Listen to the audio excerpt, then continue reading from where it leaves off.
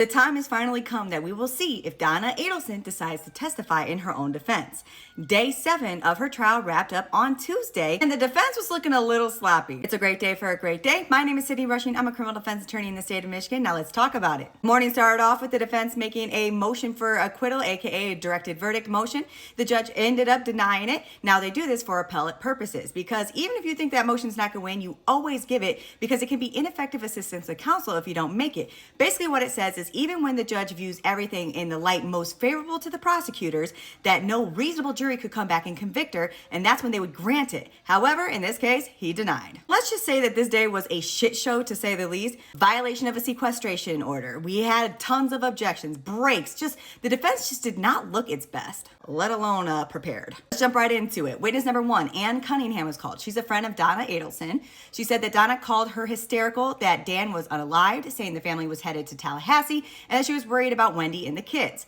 Donna and Harvey stayed in her Naples home during Charlie's trial. This was for them to have a little bit of a break from the media and all of that. Said Donna told her that she was forced to make payments to people who unalived Dan. Said Donna was Ladicious, and I'm going to say spell that backwards and you'll see the word that I'm talking about because I can't say it here. That she never called Dan names to her. The prosecutor had her agree that after Charlie's conviction came out, she thought they got it wrong and that the whole Adelson family was innocent. Witness number 2 was Ron Gutterson. He is Ann Cunningham's longtime partner. He was friends with Harvey from high school. Harvey and Donna were extremely upset about Charlie's trial and they were devastated by his conviction. He knew of Donna and Harvey's plan to travel to Vietnam. He thought they were going from November to February, but were coming back from their grandson's bar mitzvah. And that was all he had to offer. Then witness number 3, Kelsey Guay, was called to the stand. She's a digital forensics expert.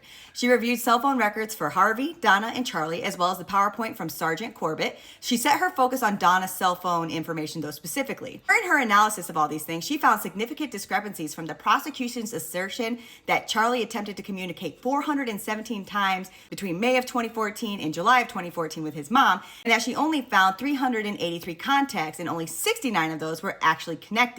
She found that there was no evidence that Donna and Charlie's phones were connected at the same cell tower. Prosecution had her agree that she did not disagree with anything in Corbett's original report, and that Charlie was the most frequent number in Donna's phone despite the data corrections. But then she did say on redirect that 211 entries in the original data was duplicated.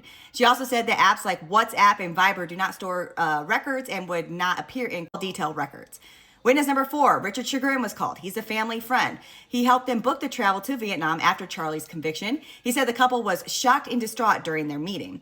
Due to his suggestion, Harvey booked one-way tickets because round trip was more expensive. He has traveled to over 75 countries, so he helped them book this trip. The Adelsons requested a 90-day visa and were returning for their grandson's bar mitzvah. Said that they wanted to travel because they were being bombarded with just like the media and everybody, so they needed some space. He said that they have been to Vietnam before.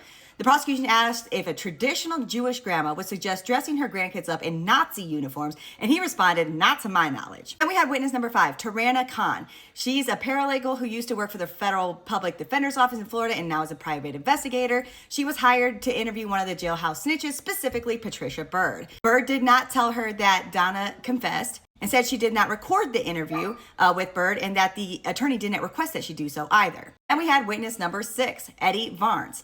He's a private investigator. He's been doing this for 27 years. He interviewed Patricia Byrd at the jail. Byrd did not tell him that Donna confessed or offered to buy any of the things for her. He said that prior counsel told him not to record the interview.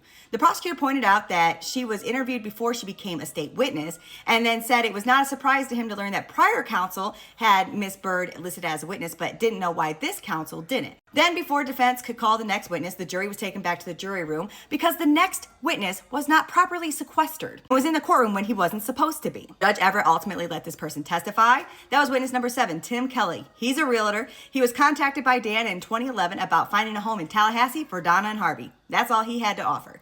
Witness number 8, Josh Turner. He's a detective. He interviewed Drina Bernhardt and told the state he recorded their conversation. Surveillance video showed Donna and Drina sitting together and talking. Donna and Drina were both writing things down, and then they were switching their papers back and forth, and they kept writing and talking, but the writing was not visible at that time. The video was filmed the day before Drina met with the state's attorney office and a day after she had told Turner that she had this information.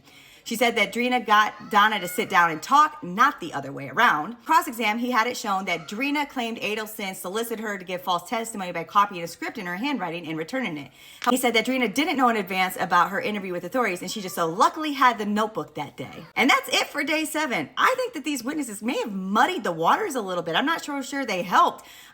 We didn't find out today whether or not Donna was going to testify. So I guess that's going to be a surprise for tomorrow, which would be day 2 of the defense's case. Thanks for being here and thanks for following along. And here's my question of the day. Do you think that these witnesses helped Donna's case, or do you think that they really didn't help at all and maybe even hurt it a little bit? Let me know in the comments.